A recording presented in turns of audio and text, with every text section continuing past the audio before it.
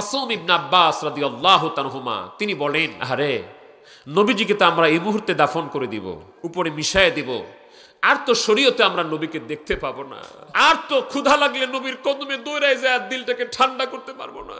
সাহাবীরা বলতেন, আমরা ক্ষুধায় থাকতাম, পেরেশানিতে থাকতাম, সারাদিন কাজ করতাম, মাঠে কাজ করতাম, সারাদিন কাজ করার পরে নবীর কদমে যখন যেতাম, আমার দয়াল নবীর চেহারা মোবারকের দিকে তাকানোর সাথে সাথে পেরেশানি দূর হয়ে যেত, সব ভুলে যেতাম আমরা। তাকে দেখলেই চোখে পানি আসতো।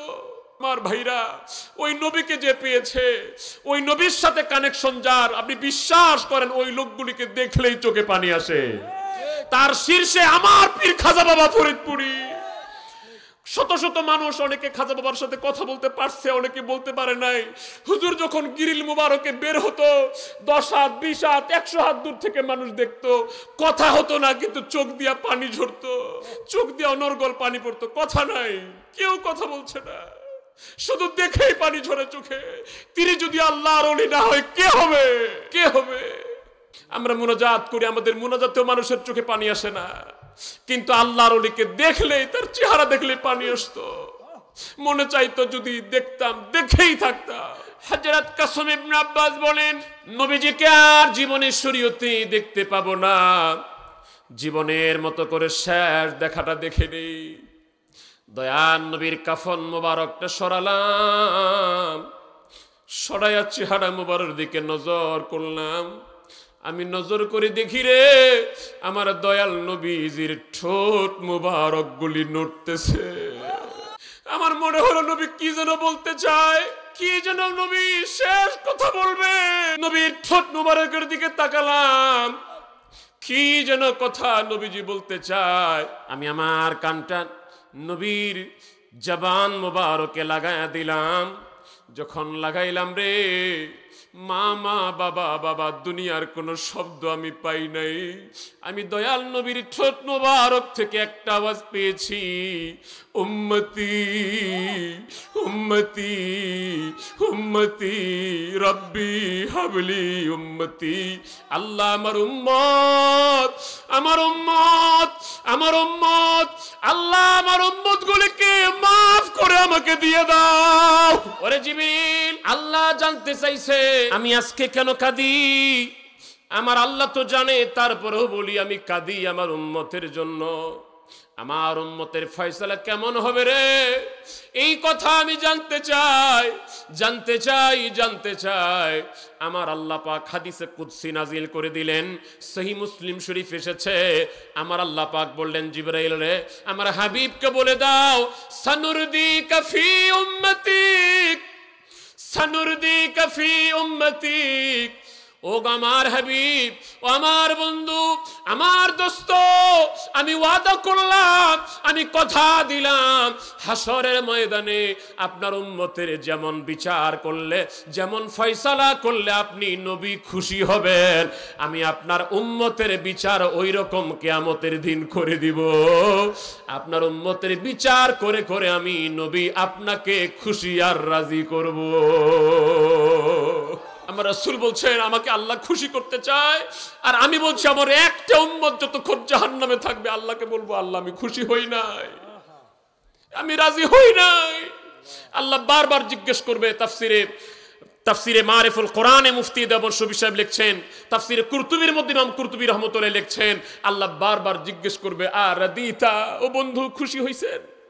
কিয়ামতের দিন আল্লাহ বারবার জিজ্ঞেস করবে, আরাদিতা ইয়া মুহাম্মদ, হে আমার বন্ধু খুশি হয়েছেন? নবী বলবেন, না আল্লাহ খুশি হই নাই, আমার এখনো সব উম্মত জান্নাতে যায় নাই। আল্লাহ বলবেন, ইশফা লিমান শিতা, যাকে চান বেছে বেছে শাফাআত করে করে জান্নাতে নিয়ে যা। নবীজি আবার শাফাআত করবেন, আল্লাহ আবার জিজ্ঞেস করবেন, আরাদিতা, বন্ধু আর ইউ স্যাটিসফাইড, আপনি খুশি হয়েছেন? নবীজি দেখবে এখনো সব জান্নাতে যায় নাই, বলবেন, না আল্লাহ আমি এখনো খুশি হই না। আল্লাহ বলবেন, ইশফা লিমান শিতা, যাকে বেছে নিয়ে যান। আল্লাহ পাক যখন সবাইকে জান্নাত দিয়ে দিবেন, নবীজি যখন দেখবেন আর কেউ নাই, সব জান্নাতে চলে গেছে, তারপরে আল্লাহ জিজ্ঞেস করবেন, আরাদিতা, বন্ধু খুশি? তখন আমার নবীজি বলবেন, ইয়া রব রাদিতু, আল্লাহ আমি খুশি হয়ে গেছি। যতক্ষণ আমার নবী জবানে না বলবেন আমি খুশি হয়েছি, ততক্ষণ আল্লাহ জিজ্ঞেস করতেই থাকবে। আমার একটাই অনুরোধ, একটাই লাস্ট কথা বলে দিয়ে যায়, কিয়ামতের দিন যেন আল্লাহর নবী আপনাকে আমাকে উম্মত বলে ডাক দেয়, সেই কাজ আজকে থেকে শুরু করে দেন। সুনান আবি দাউদ শরীফের হাদিসে নবী বলেন, ইন্নাল্লাহা ইয়াশতাহি, আমার আল্লাহ রাব্বুল আলামিন বড় লজ্জাশীল, আমার আল্লাহ পাক বড় দয়াবান। আমার আল্লাহর দরবারে তার কোনো বান্দা যখন দুটি হাত তুলে মুনাজাত করে ফেলে, দুটি হাত বাড়িয়ে দেয়, আমার আল্লাহ ওই দুটি হাতকে খালি ফেরত দিতে লজ্জা পান। অনেক মানুষ কয় ঠিক আছে একা একা করা যাবে, একসাথে করা যাবে না। আল্লাহ পাকের হাবিব বলছেন, যখন কিছু মানুষ আল্লাহর দরবারে হাত বাড়িয়ে দেয়, একজন দোয়া পরিচালনা করবে, ইয়াদউ বাদুহুম ওয়া ইউআমিনুল বাদ, একজন দোয়া করবে, দোয়া পরিচালনা করবে, আর বাকিরা আমিন আমিন বলবে। এই আমিন কিন্তু আমাদের জমি মাপা আমিন না, আমিন হচ্ছে আল্লাহ তুমি কবুল করো। আমার রাসূল বলছেন এই শব্দটা এত দামি, আমিন শব্দটা এত দামি, এই আমিন শব্দটা আল্লাহ কোন নবীর উম্মতকে দান করে নাই, একমাত্র আমি নবীকে এবং আমার উম্মতকে আল্লাহ এই দামি শব্দটা দান করেছে। এটা দিয়ে তুই মাওলার দরবারে দরখাস্ত করিস। আল্লাহর হাবিব বলেন, আমার কোন উম্মত যদি দোয়া পরিচালনা করে, বাকিরা আমিন আমিন বলতে থাকে, আমার আল্লাহ রাব্বুল আলামিন ওই দলের সবার মুনাজাত তাড়াতাড়ি কবুল করে নেন। এই নিয়মগুলি আগে ছিল, সবাই করত, আমি কোনো দলের নাম বলবো না, সবাই করতো এক সময়। এখন ইদানিং না, ওনাদের আখরি মোনাজাত নাই, শেষ মোনাজাত নাই। অথচ আমি এক ভাইয়ের নাম বলে দিই, আমি ওনার বিরুদ্ধে গোসা না, অন্য কোনো কারণে না, আমি সাফ বুঝাই দেওয়ার জন্য বলছি। মরহুম মাওলানা দেলওয়ার হোসেন সাইদি সাহেব, তিনি তাফসির করতেন, আমরা শুনেছি তো।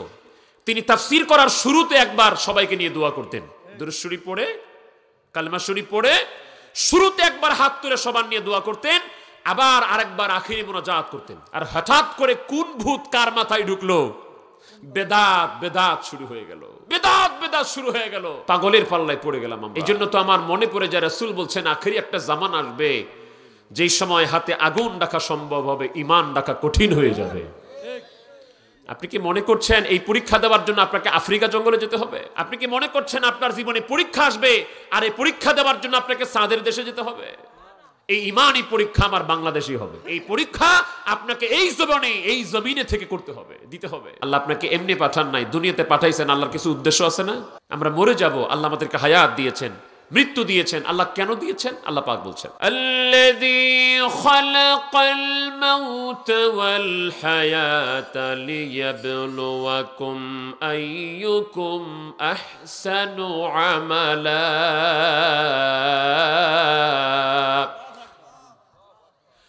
আল্লাহ বলেন, সেই মহান রব্বুল আলামিন আমার আল্লাহ, যিনি মৃত্যু সৃষ্টি করেছেন এবং জীবন সৃষ্টি করেছেন, বান্দারে তিনি দেখতে চান, তিনি পরীক্ষা করে নিতে চান তোমরা কে বেশি সুন্দর আমল করবা। দোয়াটা একটা আমল না ভাই? দোয়াটা আমল না? কত বড় আমল, ইবাদত। আল্লাহ পাকের হাবিবের উপর আয়াত নাজিল হলো, উদউনি আস্তাজিব লাকুম। আয়াত যখন নাজিল হয়ে গেল, আল্লাহ পাকের হাবিব, এই আয়াতের তাফসীর এসেছে ম্যাক্সিমাম তাফসীরগুলিতে, আল্লাহ পাকের হাবিব বলছেন আদ-দুআউ হুয়াল ইবাদত। রাসূল দলিল দিয়ে বলছেন, রাসূল নিজে বলছেন আদ-দুআউ হুয়াল ইবাদত, দোয়া হচ্ছে ইবাদত। দলিল আবার আমার নবীজি নিজে দিচ্ছেন। নবীর কথার পর আর কোনো দলিল লাগে? নবীর কথাটাই তো দলিল। নবী যা বলবেন, ইসলামের মৌলিক ভিত্তি হচ্ছে চারটা, কোরআন, সুন্নাহ, ইজমা, কিয়াস, আদিল্লাতিশ শরিয়াতি আলা আরবাআ, কিতাবুল্লাহ, সুন্নাতে রাসূলিহি, ইজমাউল উম্মাহ ওয়ার রাবিআল কিয়াস। তো ইসলামের মৌলিক দুটো দলিলের দ্বিতীয়টাই তো সুন্নাহ, নবীর হাদিস। তারপরেও নবীজি দলিল দিচ্ছেন, ক্বালা রাব্বুকুম উদউনি আস্তাজিব লাকুম। আমার রাসূল বলছেন, আমি যে বললাম দোয়া একটা ইবাদত, শোনো, আমার আল্লাহও কিন্তু এই কথা বলছেন, বান্দারে তোমরা আমার কাছে দোয়া করো, আমি আল্লাহ পাক তোমাদের ডাকে সাড়া দিতে থাকবো। তাহলে আপনাদের দোয়া করতে কোনো সমস্যা নাই তো? কোন সময় দোয়া করবেন? যেই সময় বেশি দোয়া কবুল হয়, যেই সময় বেশি দোয়া কবুল হয়, যেই জায়গায় বেশি দোয়া কবুল হয়, ওই জায়গায় ওই সময় দোয়া করব। তাহলে আমরা নবীজিকে জিজ্ঞেস করি, ইয়া রাসূলুল্লাহ, কোন সময় বেশি দোয়া কবুল হয়? হাদিসটা তিরমিজি শরীফে এসেছে, মিশকাতুল মাসাবিতে হাদিস শরীফটি উল্লেখ। রাসূল পাক সাল্লাল্লাহু আলাইহি ওয়াসাল্লামকে প্রশ্ন করা হলো, হুজুর আইয়ুদ দুআই আসমা, হুজুর কোন সময়কার দোয়া তাড়াতাড়ি কবুল হয়? আমার আল্লাহ শোনে। আল্লাহ পাকের হাবিব বললেন, ফি জাওফিল লাইলিল আখির ওয়া দুবুরাস সালাওয়াতিল মাকতুবাত। আমার উম্মত যদি শেষ রাত্রে উঠে আমার আল্লাহর কাছে দোয়া করে, ওই দোয়া আল্লাহর দরবারে তাড়াতাড়ি কবুল হয়। আমার উম্মত যদি ফরজ নামাজের পরে দোয়া করে, ওই দোয়া আল্লাহর দরবারে তাড়াতাড়ি কবুল হয়। তাহলে এই সময় দোয়া করার দরকার আছে না নাই? ফরজ নামাজের পরে এবং শেষ রাত্রে। এই আমলগুলি পাওয়া যাবে আল্লাহর ওলিদের দরবারে। এই আমলগুলি পাওয়া যায় আল্লাহর ওলির দরবারে। আমি এইবার একটা কথা মাঝে মাঝেই বলি, আজকেও বলে ফেলি। অনেকগুলি প্রোগ্রামে এই কথাটা বলেছি, আজকে আপনাদের সাথে শেয়ার করি। আমরা শুনি এতগুলি তো প্রোগ্রাম হয় দেশে, কার পিছনে ঘুরবো, কার সাথে যাব, কার সাথে চলবো, অমুক বক্তা ভাইরাল, অমুক বক্তা আন্তর্জাতিক, এটা সেটা সেটা, কার পিছনে ঘুরবো? আমি বলি আপনি একজন যাচাই করেন, আপনি একজন বাছাই করেন, তার পিছনে ঘুরেন যার পিছনে ঘুরলে আল্লাহকে পাবেন। আপনি যাকে মনে করছেন যে আমি তার পিছনে ঘুরলে আমার আল্লাহকে পাবো, আপনি তার পিছনে ঘুরেন, তার কথা শোনেন, তার কাছে যান। তো যাচাই করে নিয়েন যে আপনি যাকে মনে করছেন যে ওর পিছনে গেলে আমি আল্লাহকে পাবো, আগে খোঁজ নিয়ে দেখেন ওই বক্তা নিজে আল্লাহকে পাইছে কিনা। উনি নিজে যদি আল্লাহকে না পায় তাহলে আপনারে পাওয়াই দিতে পারবে না। না না, নিজেই পায় নাই তা আপনারে পাওয়াবে কেমনে?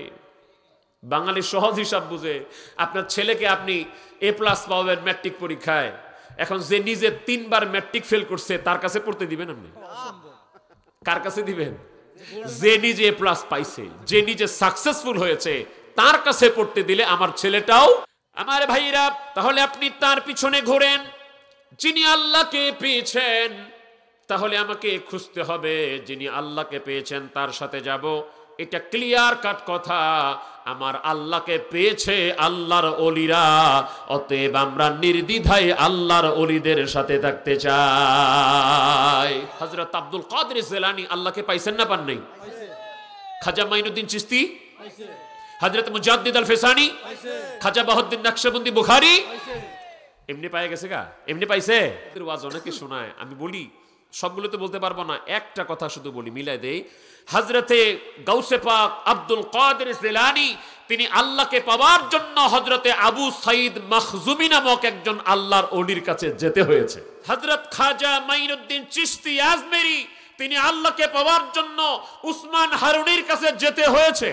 হযরতে খাজা বাহাউদ্দিন নকশবন্দি বুখারী, তিনি আল্লাহকে পাওয়ার জন্য সৈয়দ আমির কালাল রহমতুল্লাহর কাছে যেতে হয়েছে। হযরতে মুজাদ্দিদ আল ফিসানি রাহমাতুল্লাহি আলাইহি, তিনি আল্লাহকে পাওয়ার জন্য হযরতে খাজা বাকিবিল্লাহ রহমতুল্লাহর কাছে যেতে হয়েছে।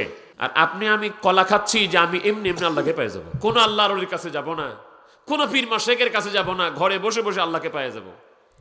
আমার এক ভাই এখানে সুন্দর আলোচনা করছিলেন, উনি বলছিলেন বাইজিদ বোস্তামি মায়ের দোয়ায় বড় ওলি হয়ে গেছে।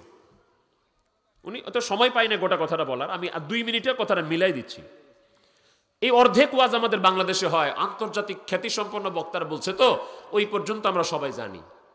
মা দোয়া করলেন, আয় আল্লাহ, আমার বাইজিদ বোস্তামিকে তুমি সুলতানুল আরিফিন বানায়া দাও। আন্তর্জাতিক খ্যাতিসম্পন্ন বক্তারা ওয়াজ করছে, মা দোয়া করলো আর বাইজিদ বোস্তামি আল্লাহর ওলি হয়ে গেল। কথা শেষ। আর 2 মিনিট শোনেন, বাইজিদ বুস্তামি মায়ের কাছে বিদায় নিলেন, মা আপনি দোয়া করেছেন আমি সুলতানুল আরিফিন হব, আল্লাহর ওলি হব। মাগো, আল্লাহকে যিনি পেয়েছেন, যিনি আল্লাহর ওলি হয়েছেন, তার কাছে না গেলে আমার বাসনা পূরণ হবে না, আমি জানি। আপনি আমাকে বিদায় দেন, আপনি আপনার হক আমাকে মাফ করে দেন, আমি আল্লাহর ওলির সন্ধানে যাই। হযরত বাইজিদ বুস্তামি একজন নয়, 2 জন নয়, 133 জন আল্লাহর ওলির দরবারে প্রায় 36টা বছর ধরে খেদমত করেছেন। তারপরও পরিপূর্ণ মাকাম মঞ্জিলে পৌঁছাইতে পারেন নাই। শেষ বেলা গেলেন, ওনার 134 নম্বর পীর ও মুর্শিদ হলেন হযরত ইমাম জাফর সাদিক রাহমাতুল্লাহ আলাইহি। তেনার কাছে আরো 5 বছর খেদমত করে, মানে 134 জন আল্লাহর ওলির দরবারে ঘুরে ঘুরে 41 বছরে তিনি আল্লাহর ওলি হয়েছেন।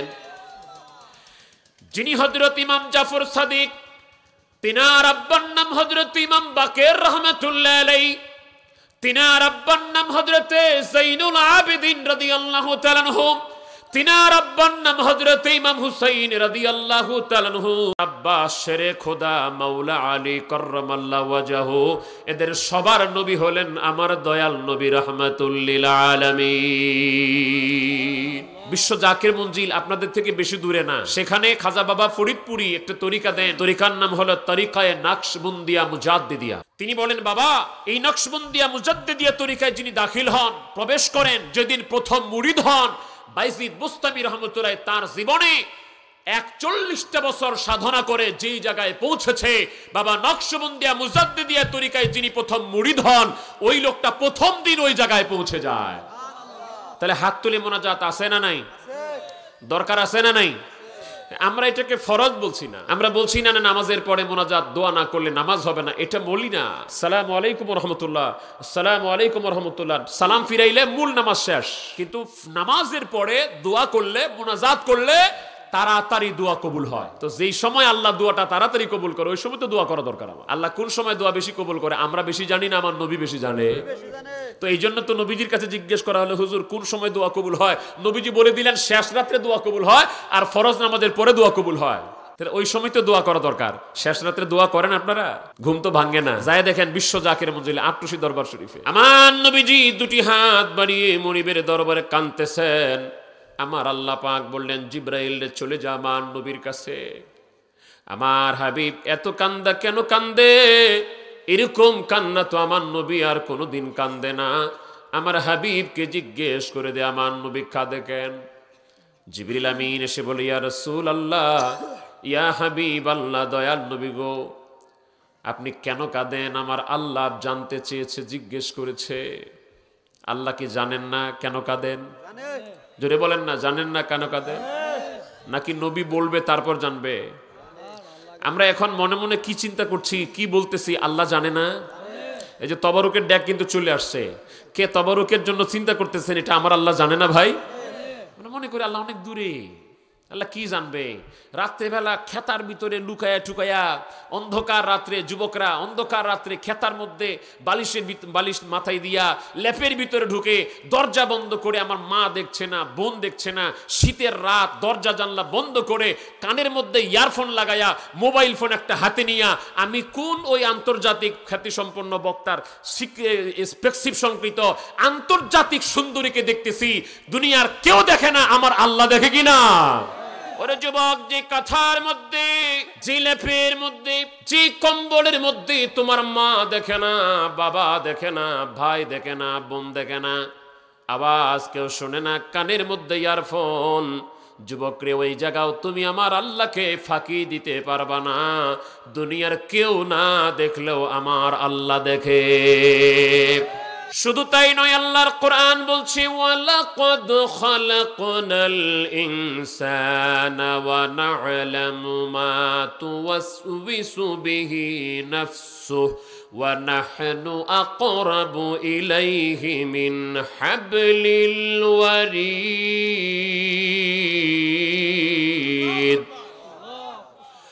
আল্লাহ বলেন, মানুষ সৃষ্টি করেছে আমি, আর মানুষের নফসের মধ্যে, মানুষের মনের মধ্যে কি ওয়াসওয়াসা হয় এটা আমি আল্লাহ জানি। বান্দারে আমারে দূরে মনে করিস না, দূরে মনে করিস না।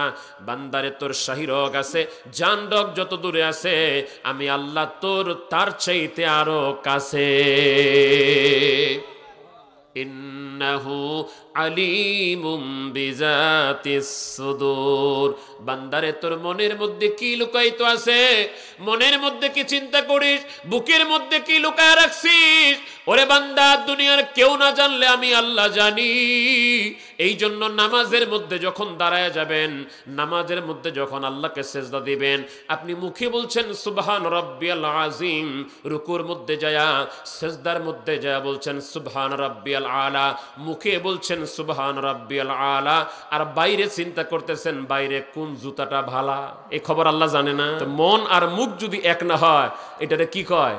এটাকে লিপ সিম্প্যাথি বলে, মৌখিক ভালোবাসা বলে। তো মন এবং মুখ যেন এক হয়, এই শিক্ষাটা আমাদের দরকার না ভাই? আমরা চিন্তা করি এত নামাজ পড়ি, এত নামাজ যায় কই, এত নামাজ গেল কই? আল্লাহ কয় নামাজ খালি পড়লেই হবে না, নামাজের মধ্যে আমি কন্ডিশন দিয়ে দিছি, আমার শর্ত মতো নামাজ পড়বি, আমি তোকে সফল বানায় দিব। আল্লাহ কি শর্ত? আল্লাহ পাক সূরা মুমিনুনে বলছেন, ক্বাদ আফলাহাল মুমিনুন আল্লাযীনা হুম ফি সালাতিহিম খাশিউন। বান্দারে, এই মুমিন, ওই মুমিনটা সফল, ওই মুমিনটাই সাকসেসফুল যারা নামাজের মধ্যে খুশু এবং খুজু রাখে, আন্তরিকতার সাথে মন এবং মুখ এক রেখে যারা নামাজ আদায় করে, আমার আল্লাহ কয় তারাই সফল। খুশু এবং খুজুর আরেকটা নাম হলো হুজুরি দেল। যারা হুজুরি দেলে নামাজ পড়ে তাদেরই সাথে আমার আল্লাহর মেরাজ হয়ে যায়। যার হুজুরি দেল হয়ে গেল, খুশু খুজু যার ঠিক হয়ে গেল, ওই লোকটা যখন যায় নামাজের মধ্যে দাঁড়িয়ে যায়, ওই লোকটা তার মসজিদে, আপনাদের মসজিদে বিশ্বওলি খাজা বাবা ফরিদপুরি হোক, যে কোনো মসজিদ হোক না কেন, ওই মসজিদে যখন আপনি দাঁড়িয়ে গিয়েছেন, ওই মসজিদটা তখন আর সাধারণ মসজিদ থাকে না। আপনি যদি হুজুরি দিলে নামাজ আদায় করতে পারেন, ওই মসজিদটা যে পাটির মধ্যে দাঁড়িয়েছেন, যেই জাই নামাজের মধ্যে দাঁড়িয়েছেন, ওই পাটি আর জাই নামাজটা আল্লাহ পাকের সাথে মেরাজ করার প্ল্যাটফর্ম হয়ে যায়। ওইটা শিখার জন্য ট্রেনিং লাগবে না ভাই, ওইটা তো শিখতে হবে কারো কাছে। এখন যে নিজেই ওটা পারে না, তার কাছে শিখতে পারবে না? যার নিজেরই নামাজের খবর নাই, যে সূরা ফাতিহা পড়তেছি, মনটা তো আছে এই মাসে বেতন পাইছি, আগামী মাসে বেতন পাবো কিনা, এই চিন্তায় যারা নামাজ পড়বে, আমরা পড়ি, আমরা কি সারা জীবন খুশু খুজুর নামাজ, হুজুরিদের নামাজ শিখাতে পারবো? আল্লাহ পাক বলছেন, ক্বাদ আফলাহাল মুমিনুন আল্লাযীনা হুম ফি সালাতিহিম খাশিউন। ওই ওরাই মুমিন, সফল মুমিন যারা খুশু খুজুর সাথে, একাগ্রতার সাথে, আন্তরিকতার সাথে হুজুরি দিলে নামাজ আদায় করে। ওই নামাজ আল্লাহ আমাদেরকে পড়ার তৌফিক দান করেন, আমরা পড়ি আমিন। ভাইরা আমার, তাহলে নামাজে দাঁড়াবেন, মনে রাখবেন, মুখ দিয়া বলবেন সুবহান রাব্বিয়াল আ'লা, মনটাও বলবে সুবহান রাব্বিয়াল আ'লা। মুখ দিয়া বলবেন সুবহান রাব্বিয়াল আযীম, মনটাও থাকবে সুবহান রাব্বিয়াল আযীম।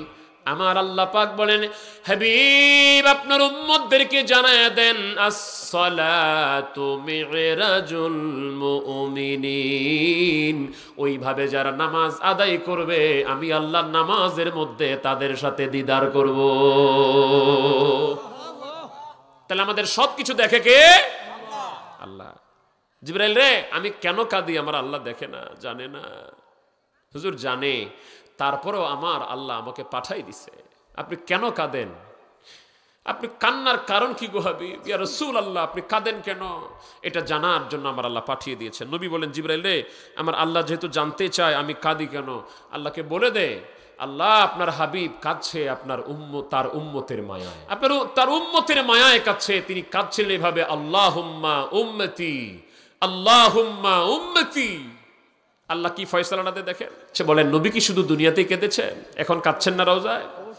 এখন কাঁদছেন না ভাই? শেখ আব্দুল হক মুহাদ্দিস দেহলভী রাহমাতুল্লাহ বলেন, আমার রাসূল করিম সাল্লাল্লাহু আলাইহি ওয়াসাল্লাম যখন ইন্তেকাল শরীফ হবে, সাহাবীরা বুঝতে পারলেন আমার নবীজি মনে হয় দুনিয়া থেকে বিদায় হয়ে যাবে, নবী মনে হয় আর দুনিয়াতে বেশি দিন থাকবে না। সাহাবীরা বুঝতে পারলেন। আল্লাহ পাকের হাবিবকে সাহাবায়ে কেরাম জিজ্ঞেস করলেন, ইয়া রাসূলুল্লাহ, ইয়া হাবিবাল্লাহ, ওগো দয়াল নবী, কিছু জিনিস আপনি আমাকে বলবেন? কি রে সাহাবীরা, কি জানতে চাও? হুজুর, আপনি দুনিয়া থেকে যদি বিদায় হয়ে যান, দুনিয়া থেকে পর্দা নিতেই হবে, যেহেতু সব নবীদেরকে শরীয়তের এই বিধানটা পালন করতে হয়েছে, সব মানুষকে করতে হবে। যত ওলি আল্লাহ কেউ থাকতে পারে নাই শরীয়তে, সবাইকে যেতে হয়েছে। কিন্তু আমাদের বিশ্বাস, আমার নবী যদিও শরীয়তে ইন্তেকাল করেছেন, পর্দার অন্তরালে চলে গিয়েছেন, আমার নবীজি রওজা পাকে মরা না জিন্দা। আল আম্বিয়াউ আহয়াউন ফি কুবুরিহিম ইউসাল্লুন। এই হাদিসটা বিল ইত্তেফাক সহিহ। লামাযাবি ভাইরা, আহলে হাদিস দাবিদাররা, তাদের মুরব্বি নাসিরউদ্দিন আলবানিও কইছে হাদিসটা সহিহ। আমার নবী বলছেন, আল আম্বিয়াউ আহয়াউন ফি কুবুরিহিম ইউসাল্লুন। সমস্ত নবীরা তারা তাদের কবর শরীফে জিন্দা এবং সালাত আদায় করছেন। হুজুর, আপনি দুনিয়া থেকে বিদায় হয়ে যাবেন, আমরা জানতে চাই, হুজুর আপনি যদি দুনিয়া থেকে বিদায় হয়ে যান, তাহলে কে আপনাকে গোসল দিবে গো নবীজি? আপনাকে কারা গোসল দিবে? আল্লাহর হাবিব বললেন, সাহাবীরা শোনো, আমাকে গোসল দিবে আমার আহলে বায়ত, আমার আহলে বায়তের সদস্যরা আমাকে গোসল দিবে। আহলে বায়তের মধ্যে আলী রাদিয়াল্লাহু তাআলা মেইন। হুজুর আপনাকে কাফন কে পরাবে? আমার আহলে বায়ত। হুজুর আপনাকে রওজা পাকে কবর শরীফে কে নামাবে? আমার আহলে বায়ত। আমরা জানতে চাই আপনার জানাজা, আপনার জানাজা, আপনি তো শিক্ষা দিয়েছেন মানুষ মারা গেলে জানাজা পড়তে হয়। হুজুর আপনার যদি জানাজা হয়, হুজুর বলেন তো আপনার জানাজা আগে কে পড়বে? নবী আমার বলেন, সাহাবীরা রে, আমি যখন দুনিয়া থেকে বিদায় হয়ে যাব, আমার লাশটাকে, আমার জিসম মুবারকটাকে তোমরা গোসল দিয়া কাফন পরায়া আমার হুজরার মধ্যে রেখে দিবা। রেখে দেওয়ার পরে সবাই বের হয়ে যাবা, কেউ ঘরের মধ্যে থাকবা না। আমার জানাজা যিনি প্রথম পড়বেন, আমার উপরে সালাতুস সালাম যিনি আদায় করবেন, দুনিয়ার কোনো মানুষ না, সাহাবী না, আমার আহলে বায়তরাও না, আমার জানাজার যিনি শরীক প্রথমে হবেন, আমার উপরে সালাত আদায় করবেন, তিনি হলেন স্বয়ং আমার আল্লাহ। তারপরে প্রধান ফেরেশতারা আসবে, জিবরাইল, মিকাইল, ইসরাফিল, মালাকুল মউত। আল্লাহর অসংখ্য রহমতের ফেরেশতারা আসবে, তোমরা তাদের জন্য কিছুক্ষণ জায়গা ছেড়ে দিবা, আমার হুজরাত থেকে বের হয়ে যাবা। এরপরে সর্বপ্রথম যিনি আমার জানাজায় শরীক হবে মানুষদের মধ্যে, তারা হবে আমার আহলে বায়ত।